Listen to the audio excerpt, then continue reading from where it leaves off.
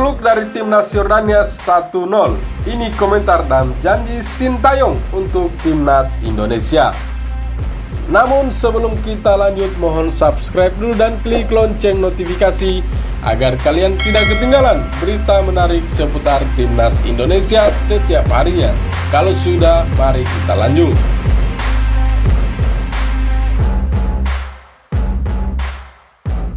Berlangsung di Stadion Jaber Al-Ahmad Stadium Kuwait City telah mempertemukan antara timnas Indonesia versus Yordania.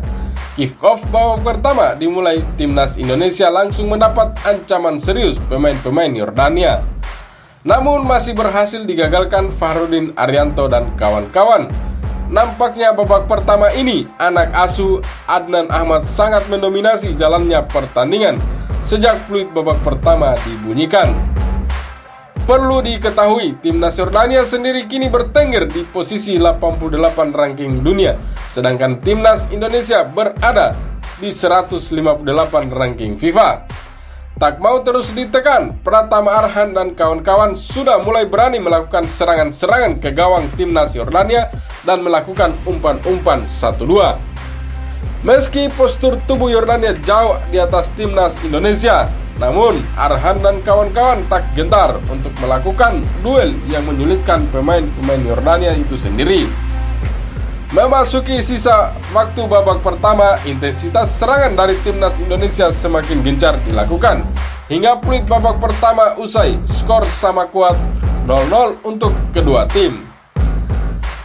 Babak kedua dimulai, timnas Indonesia langsung ditekan pemain-pemain Yordania hingga pada menit 48 gawang Nadeo Argawinata harus gol lewat serangan dari sisi pemain sayap. Skor pun berubah menjadi 1-0. Setelah berkaca dari babak pertama, kini para pemain Yordania lebih fokus dan sangat ketat mengawal permainan timnas Indonesia.